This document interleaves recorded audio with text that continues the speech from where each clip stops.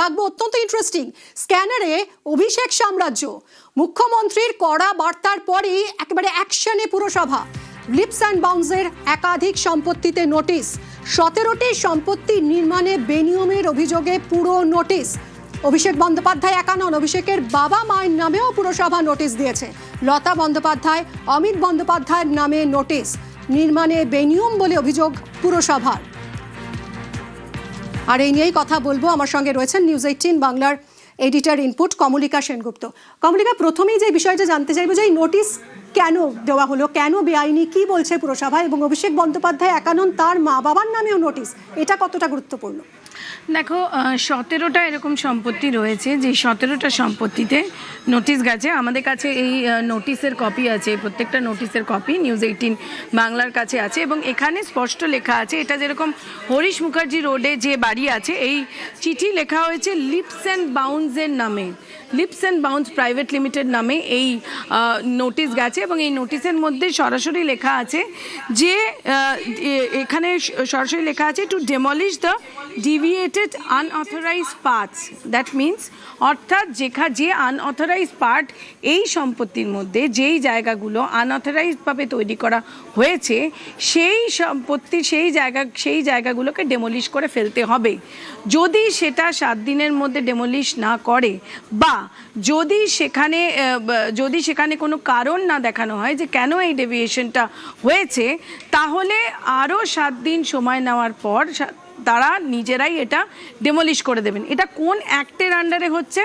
এটা Kolkata corporation act 1980 section 400/1, সেই যে নিয়ম, সেই যে আইন, তার মাধ্যমেই হচ্ছে। এবং সেখানে পুরসভার এটা অভিযোগ যে তারা মনে করছেন যে এই যে 17টি প্রপার্টি, তার বিভিন্ন জায়গায় এক্সটেনশন হয়েছে বা বিভিন্ন এমন পোর্শন রয়েছে যেগুলো আইন মেনে করা হয়নি। সুতরাং সেই সমস্ত জায়গা ডেমলিশ করতে হবে।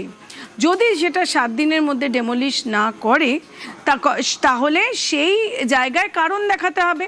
যদি সেই 7 দিনের মধ্যে কারণ না দেখাতে পারে, তাহলে আরও 7 দিন দিয়ে পুরসভা সেই জায়গা ভেঙে দেবে। এবং শুধুমাত্র তাই নয়, সেখানে এটাও লেখা আছে যে যখন ভেঙে দেওয়া হবে, সেই সমস্ত পয়সা, অর্থাৎ যে খরচ লাগবে ডেমলিশনের, সেই পুরো খরচটা যাদেরকে নোটিশ দেওয়া হয়েছে তাদেরকে দিতে হবে। এর মধ্যে হরিশ মুখার্জির প্রপার্টি রয়েছে, এর মধ্যে প্রপার্টি রয়েছে কালীঘাট রোডের, এর মধ্যে প্রপার্টি রয়েছে পণ্ডিতিয়ায়, যেখানে লতা ব্যানার্জি এবং অমিত ব্যানার্জির নামে নোটিশ করা হয়েছে। সুতরাং গোটা কলকাতা শহরে প্রেমেন্দ্র মিত্র সরণি, আরও একটা জায়গায় রয়েছে পণ্ডিতিয়া, কালীঘাট রোড, হরিশ মুখার্জি রোড। তো এই যে নোটিশগুলো গেছে, এই নোটিশগুলো গেছে লিপস অ্যান্ড বাউন্সের নামে, লতা ব্যানার্জির নামে এবং অমিত ব্যানার্জির নামে। কমলিকা, এখানে আরও একটা ব্যাপার, যে অভিষেক বন্দ্যোপাধ্যায়কে নোটিশ দিচ্ছে তৃণমূল কংগ্রেস পরিচালিত কলকাতা পুরসভা, এটা রাজনৈতিকভাবে কতটা সিগনিফিক্যান্ট?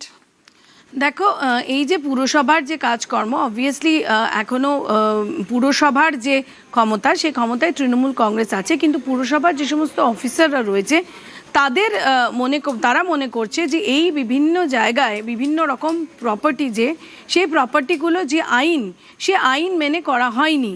এবং একটা জিনিস খুব স্পষ্ট মুখ্যমন্ত্রী শুভেন্দু অধিকারী বলে দিয়েছেন যে কোনো জায়গায় বেআইনি প্রপার্টি কোনো মতেই টলারেট করা হবে না, বা বেআইনিভাবে নির্মাণ করা কোনো প্রপার্টি টলারেট করা হবে না। কোনো তোলাবাজি, কোনো সিন্ডিকেট, কোনো এই কালচারটা একদমই চলবে না। সুতরাং মুখ্যমন্ত্রী শুভেন্দু অধিকারী তিনি ক্ষমতায় আসার পর, তিনি শপথ গ্রহণ পর এই জিনিসটা অক্ষরে অক্ষরে পালন করার নির্দেশ দিয়েছে সমস্ত আমলাদের।